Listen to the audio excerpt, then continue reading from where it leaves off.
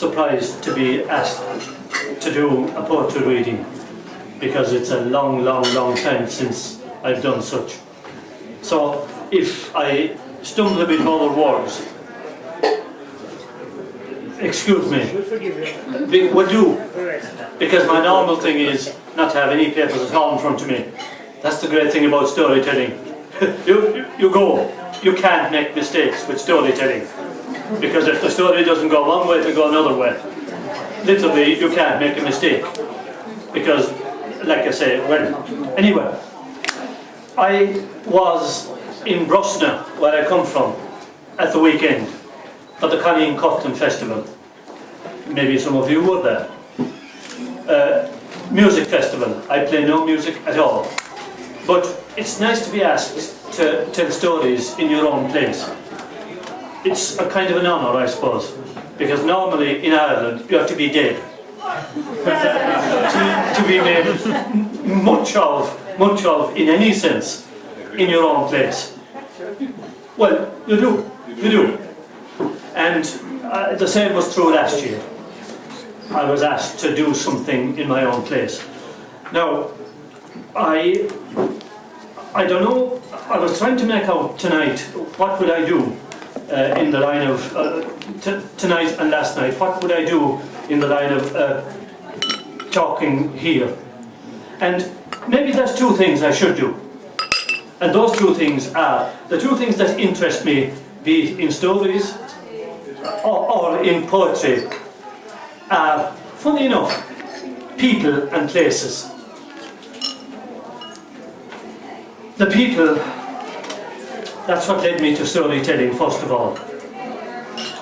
I won't bore you with the how and the where, but even Iron Men Die, which he kindly mentioned there in the brochure. When I started storytelling, I came on it by accident. I did my MA in UCG in phonetics, of all things, phonetics.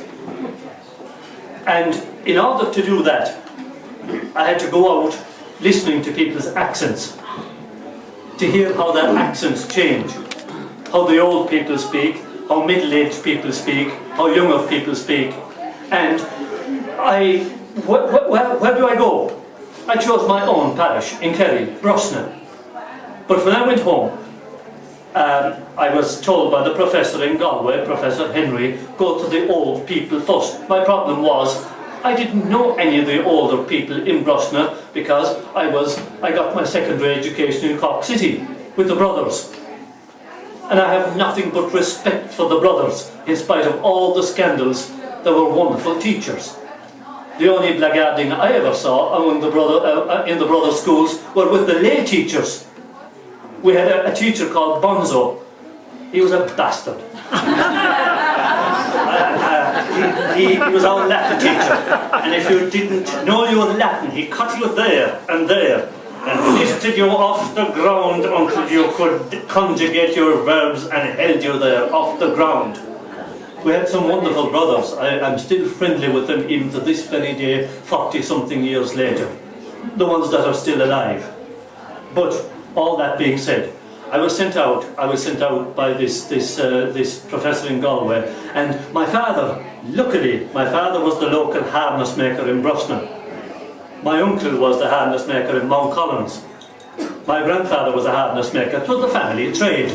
And of course, like blacksmiths, farmers always had to come to a harness maker to get their harness maker, the work done. And of course, my father knew them all, and he said, go to this old man, Jack Donlin Lady. He's the oldest man around, and if he can't help you, nobody can. I went to him, and God, that's where my interest in storytelling started. Because Jack, he was a man out of the previous century. Jack could remember the big snowstorm of 1895. Now, that's where the title of that book came from. And let me read you that first poem. Because Jack was, he was a wonderful man with a wonderful memory, and he could remember the First World War. His brother died in that First World War, and he died in 1915. Now, let me just read you that poem. Last clods of cloud had thundered up the sky. Day, February grey but brightsome, when the yellow clay was settled back in place, humped over death's tiny room. Strange, nearly a stranger in the village he had seen decline from half prosperity to ruin. He passed at 92, almost unnoticed. Hardly a ruffle in the line of faces staring at the Sunday passers-by. His crumpled, tattered form searching for pipe, gone, place filled by an unthinking other. His familiar hooded mountain holds aloof from every spectator and mourner that passes to the house that yesterday in life was his. A storehouse now holds me at arm's length, who walked its wonders with him in search of full fear, famine ditch. Where now the landlord who proclaimed, "Don't get too much bother from this place," ordered evacuation in 3 days and lived in opulent retirement, to half hear the legend of a father cliff-hanging to his native place through dollars rent from Habd America, Ice House in New York, children grown to boyhood in his absence. Grey line horizon presses on the heather, memories being heavy on the mind, small the link of man, the mind of a man. Merged with heather, raw ambition lie, observe the passing by of clouds and changing sky. Donkey, man, spade, burrowed through shell and steel shop 1915, wrenched this passage from the tilt of mountain, spade bayoneting the rock bones to the shine, flailing the skin of heather. Yard on yard, foot and foot, inch by inch, spade, donkey, man, the road crept upwards. Turf squelched over hobnailed boots, water of a sort retches over the duckboards, tattered remnants of humanity drowning through sightless sockets, scream under toadstools, sporing monstrously, helmeted under laden barges in a sea of dead men's eyes. For the leech they call Verdun, for ulcerous Passchendaele, duckboard slamming to the wall's end, a dark year distant from his hooded mountain. In the long litany of local certainties, is life the merest entry. He was an honest poor devil. He was a JCB, though flesh and bone. He was a cloud subtle against the sun. He was moonlight lapping on the heather. He was jawbone clenched against the wind. He was the scatterer of Fairfield's lodge, was the girl swept under the ivy bridge. His was the hat on every foggy hill, and at 92 he died, is dead.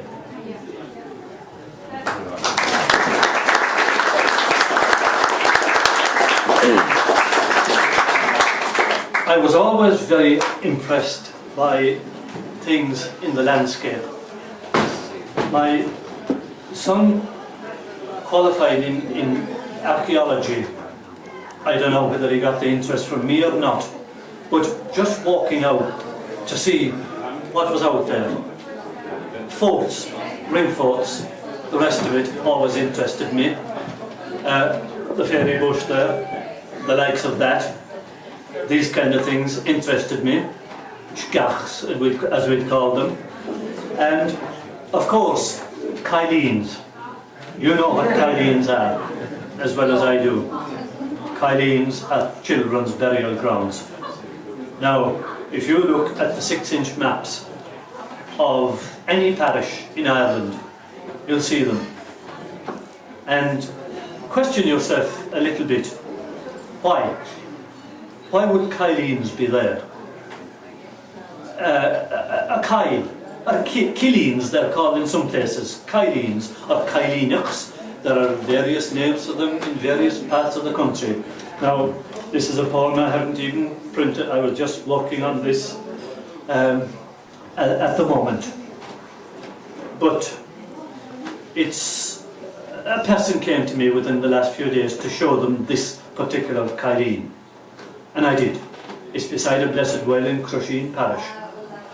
And let it speak for itself.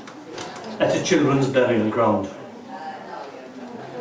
A little quarter circle in this bulldoze field is all that's left. But on the OS 6-inch map, the sanitised phrase, children's burial ground. Kyleens, the local people call these places yet, remembering sometimes memories only of the little ones buried there, beneath unlettered stones. Hash, without a doubt, the religion that lost its way in places such as this. Judge the small ones buried here unclean, unworthy of the safety of a Christian burial, adding one more burden to our mother's sorrow at a time of no such thing as counselling, social services.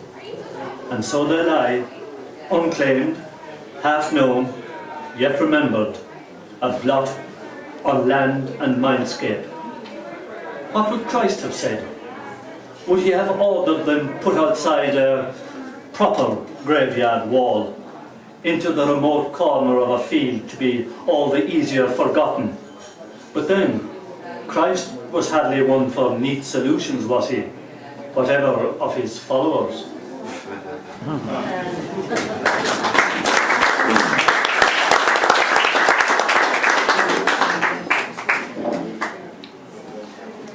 The older I get, and the more I visit old people, and some of these old people I find are remarkable.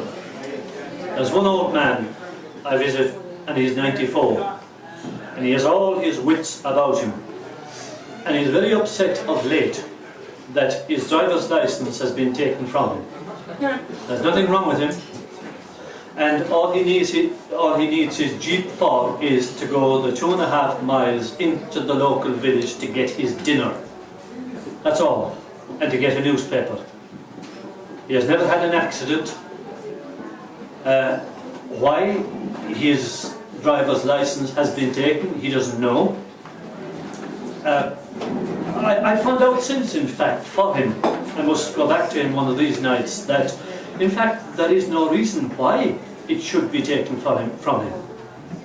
In law, there is no reason. I think it's the insurance companies only that are doing this to him. I think he'll be glad. There is no reason why this can be done to him. But there's another thing also. The more I see of it's nice to actually sit down with the likes of this old person. And he says also that the older he gets, he wonders, is there anything out there at all? Is there any God? And it's nice to see that an old person like that has the courage to question. I'm beginning to have my own doubts. Now, not the spurious doubts of there's nothing there and all of that. But I go to Mass every Sunday, and I'm not ashamed to, because as I say, I still respect those brothers and all those people who taught me.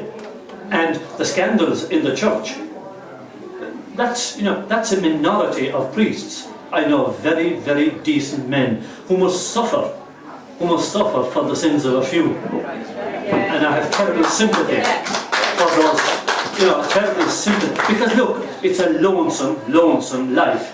I've always believed that priests should have been allowed to marry. And also that there should be women priests. It's a crazy, lunatic rule. Sorry, may I say something? Please. Why would you consider it lonesome to be without a woman when you have wedded yourself to Christ? Because it's unnatural. Why is it unnatural? Let me read this poem. All right.